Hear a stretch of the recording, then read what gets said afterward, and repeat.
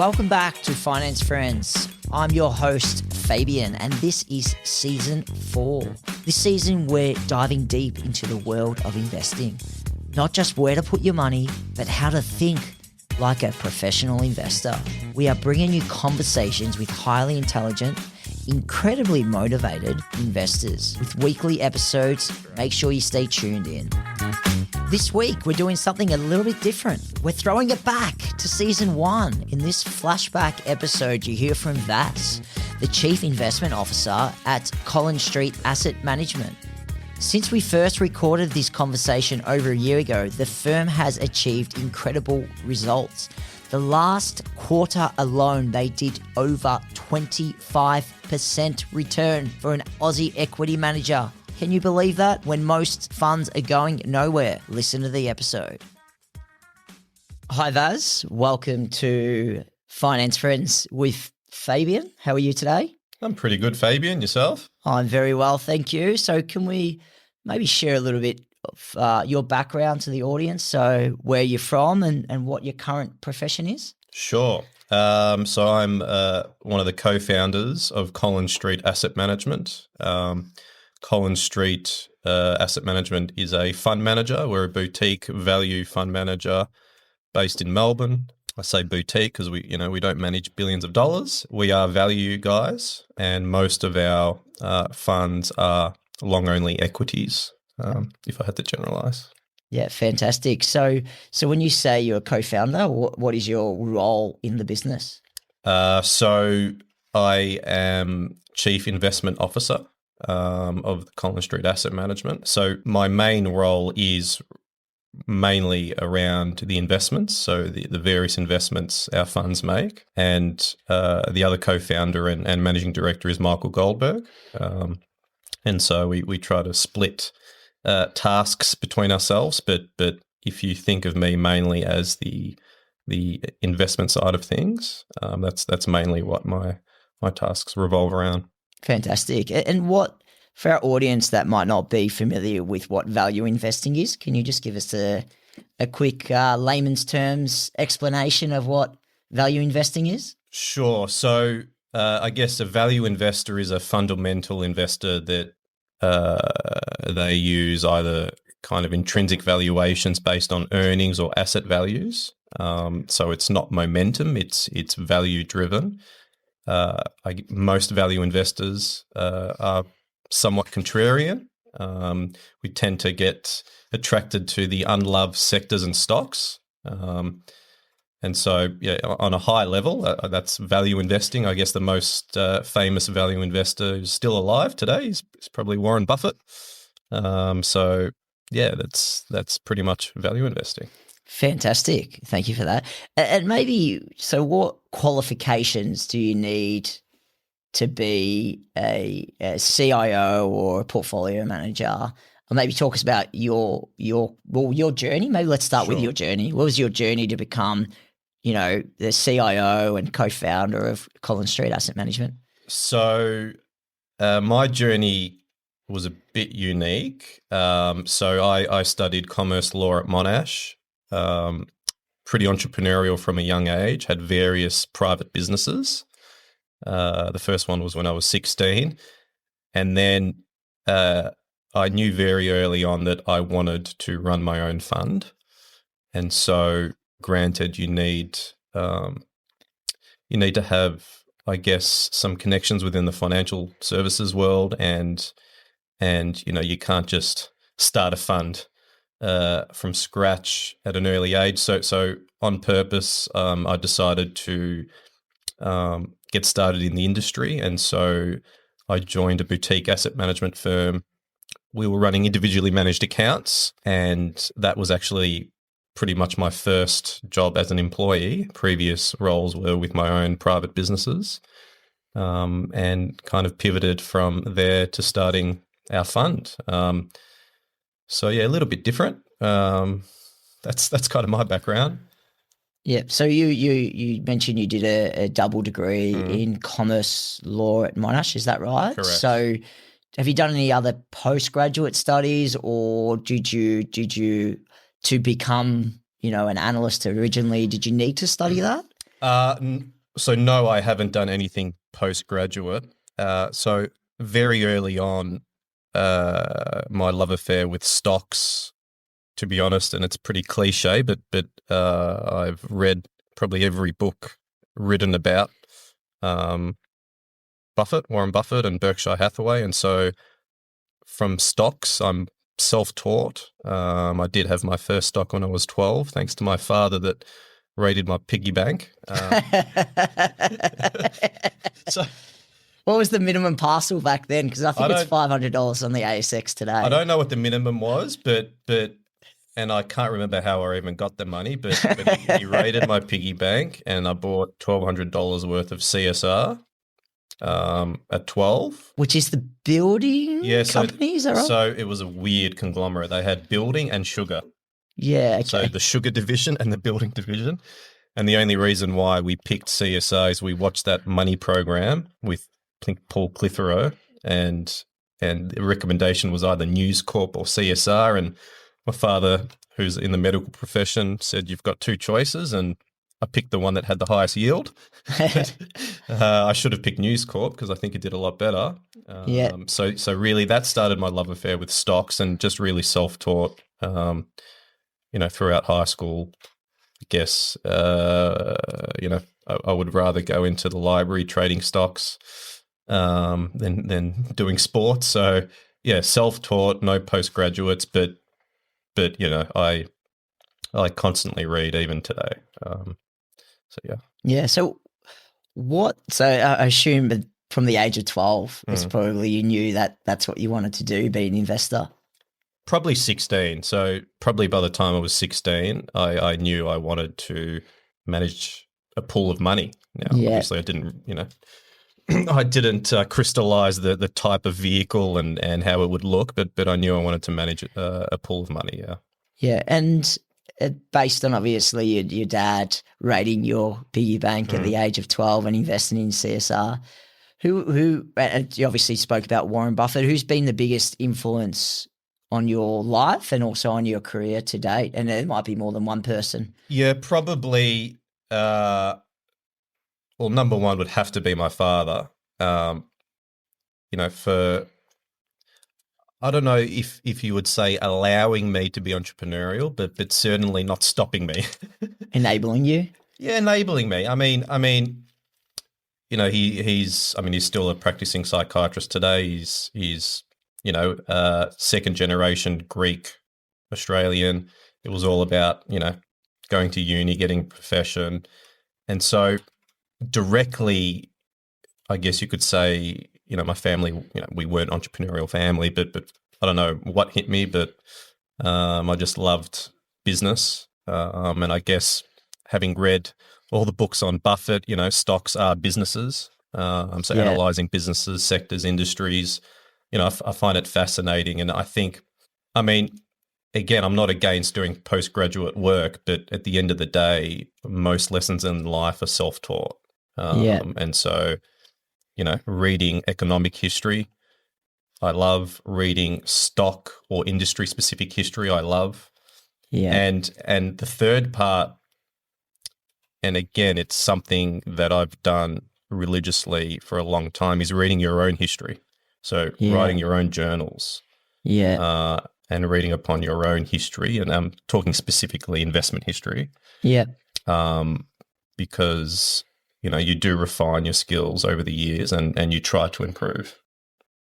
Yeah. That's really good insight. And I think a lot of people go on that journey and enjoy that journey, but never really reflect on that journey. The hard part is reflecting and trying to be not biased, even though it's your own history. Yeah. But, you've got to separate in my line of work. If I want to talk about being stock specific, just because you made money on an investment doesn't mean you were right, and vice versa. Just because you lost money on an investment doesn't mean you were wrong.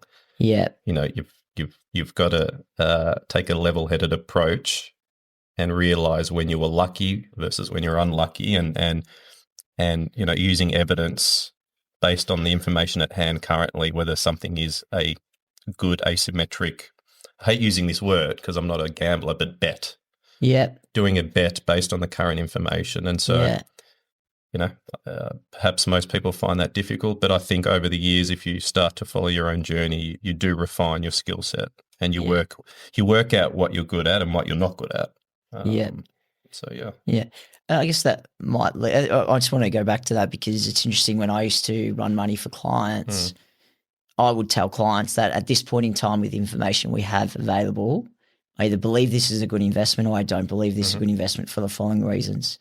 Now, in a year's time, there's probably going to be new information that will affect that decision, whether it's right or wrong. But at this point in time, this is what I believe for the following reasons. Yep.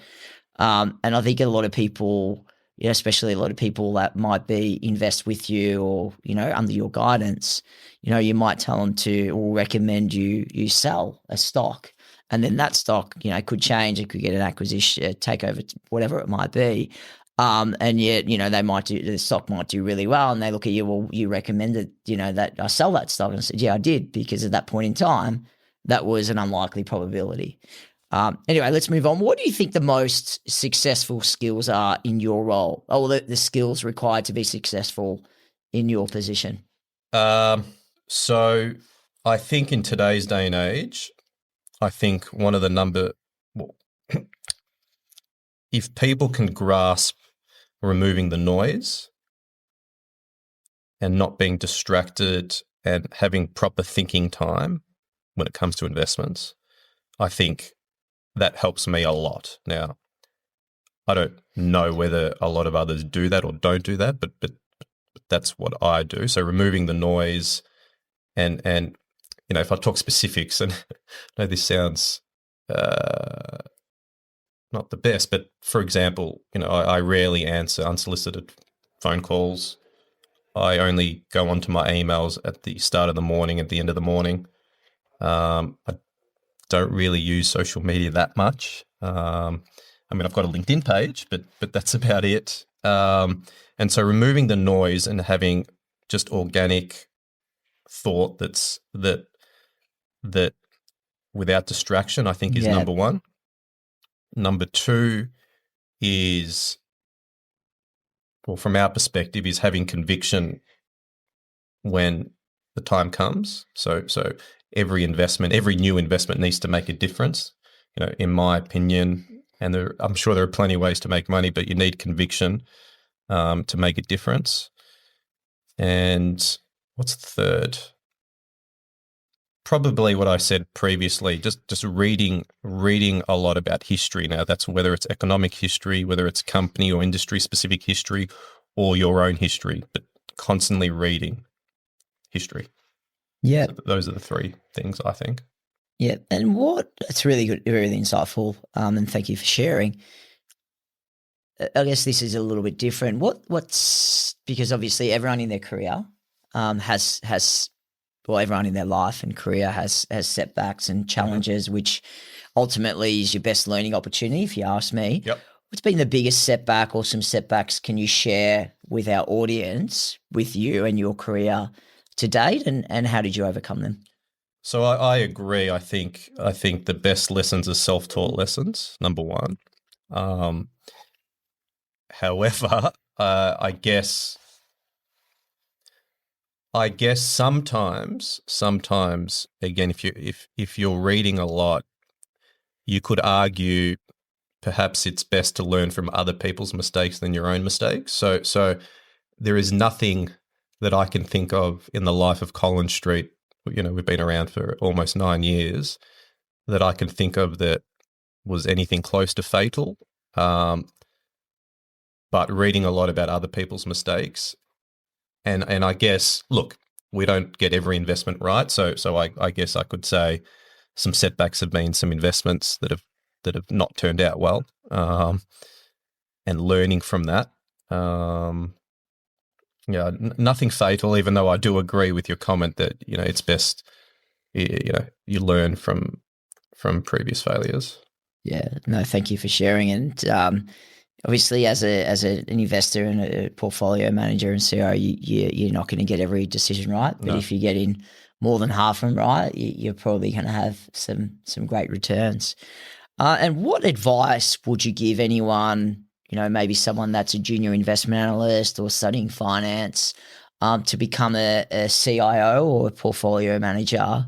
You're running, whether it be an Aussie long only equity fund or international fund or whatever investment, I guess, way of investing you like to invest. What advice would you give someone that wants to be an investment analyst or a portfolio manager or a CIO? Well, I think there are two important things at play and that they are interlinked. So I think number one, this is a general advice for any profession, to be honest, is make sure you're doing what you love, because when you love something, you go the extra mile. And then number two, and maybe you've got to be pretty self-critical, but make sure that if you want to be a CIO or a fund manager, make sure you have an X factor and that you're, in the top quartile of that. And so I think human beings are unique in that I think there are plenty of things we could end up loving, but might not be that good at it. So I think loving something and making sure you have an X factor, because if you don't, find something else you love that you're really good at. Yeah, okay. So a combination of something you're good at, but also something you really enjoy. Correct. Yeah, so you can become better at it. You've got to, I think, correct. Spot on. Yeah. I guess that might lead me into the next question, because you obviously love what you do, clearly passionate about investing and learning about companies and doing analysis. And the second thing is being a top performer. Now, maybe it'd be good to share with our audience around Collins Street Asset Management. And, you've been operating now for 9 years. The business continues to grow and the numbers are exceptional. So maybe just share a little bit about Collins Street Asset Management, the funds that you offer, from my understanding, only available to wholesale investors. But, some of the, performance numbers that you've been able to achieve and some good just maybe share a bit about the business. So our flagship fund, which is the fund that's been going for the longest and what we're known for, I think, is our long-only Collins Street Value Fund. So since inception, which is close to 9 years, net after fees, I believe our annualized return has been 13.5% or around 13.5%. We are concentrated investors. I think the portfolio currently holds, if I include precious metals or gold as one thematic, even though we have a basket of stocks, but if I include that as one thematic, we probably have about 12, 13 positions. Yeah. And so, we rarely, we don't have high turnover on our portfolio, number one. And number two, you generally do find us at the start of a new investment. We're normally in stocks or corners of the market where no one wants to know about. Yeah. For example, 4 years ago, based on our fundamental analysis regarding mine supply, we were pretty heavy in the uranium thematic. Yeah. Now everyone wants to know about uranium, but we have taken our profits. On the flip side, our precious metal or gold thematic, we started nearly 2 years ago, again, based on what we thought were fundamentals and geopolitics and some of the supply and demand dynamics we saw. And now I guess it's, precious metals or gold slowly creeping into the, most Western fund managers' portfolios in a small scale. It's still quite small. Yeah. So, yeah, we're contrarian. We've done reasonably well. We are concentrated and we just stick to our knitting. What I'm most proud of, to be honest, is putting aside the last couple of years when rates went from 0 to 5%, the years before that or the decade before that's probably been the most difficult if you look historically at value fund managers. Yeah. They've had a difficult period. I think even Berkshire Hathaway underperformed the index. Yeah. So it hasn't been easy, but because we've been able to remain nimble and because we don't manage billions of dollars, and don't want to manage billions of dollars, to be honest. We've been able to achieve, those returns. Yeah, fantastic. And that is exceptional to continuously, over a long period of time, to outperform the Aussie index quite comfortably is deserves a pat on the back. So well done. Congratulations. And what's maybe on a lighter topic to finish off? Thank you for that. But what's one thing maybe that people don't know about you, Vaz? They don't know about me. Probably that, I think I'm relatively young. I'm 39, about to turn 40. But I'm very old school. I need pen to paper. I can't read ebooks. I don't have my emails on my phone. I'm quite old school. I can't read more than 2 paragraphs online. I need to print it. Yeah. I need to print annual reports. I need to read the physical books, the physical newspapers. I don't know. I'm young but old school. Yeah, I'm not too different to you. I'm yet to jump on the Kindle. I think when I'm on a flight, especially on an international flight, and I've got 8, 10, 12 or 24 hours if we head over to Europe to kill, I'd much rather read a book, a hardcover book, than have a Kindle. Maybe one day I might adopt the new way of reading, maybe if print completely dies, but I don't think it ever will. And then what about you? You mentioned on the way as we're walking in, you played tennis on the weekend and you're quite competitive. Do you follow any sport? Is sport of interest to you? Yeah, obviously, whenever the tennis or during the Australian Open, I sometimes head down, have a look at who's playing. I love playing tennis weekly, so I play weekly. That's probably, and I play a little bit of golf, so golf and tennis. Look, I'm not a big sports head, but I do enjoy watching good games, and I have to admit, in the AFL I do go for Collingwood. So you either love me or hate me. Well, I'm a Collingwood supporter, so we have something in common, which is good. Sienna's looking over right now as a Carlton supporter, shaking her head, but that's okay, Sienna. That's okay. And then obviously we're both from Melbourne, and coffee's a big part of Melbourne. I ask this question a lot. What's your go-to coffee order? Are you a coffee drinker, first of all? Yeah, I am. So, I get up pretty early. I get up between 5 to 5:30, and I normally make myself a double espresso with my own espresso machine. And then I have a quota of 2 coffees a day. And then normally I just get a 3/4 latte from the local cafe at work. But yeah, quota 2 a day because, I'm one of those people that caffeine does affect them. Yeah. And anything more, it just doesn't work for me. Yeah, I think we have a lot in common. I'm the same. I'm up at 5 normally. I like to go for a run first thing in the morning or to the gym, and then it's 2 coffees maximum. Otherwise, when I try and go to bed at 9 o'clock, I'm looking at the ceiling, which is not ideal. But thank you, Vaz. I appreciate you coming in and sharing a bit about your career and what you do. That's great, and also about Collins Street Asset Management and the Value Fund. And congratulations on your career to date. Look forward to keeping an eye on the fund and how the business continues to grow and perform. So thank you. Thanks, Fabian. Cheers. Thanks for listening this week. Stay tuned for our next episode and keep up to date with us by following the Finance Friends podcast on Instagram and TikTok. Plus, connect with us and our guests over on our LinkedIn page, all linked in the show notes. Disclaimer. This podcast exists for informational and entertainment purposes only.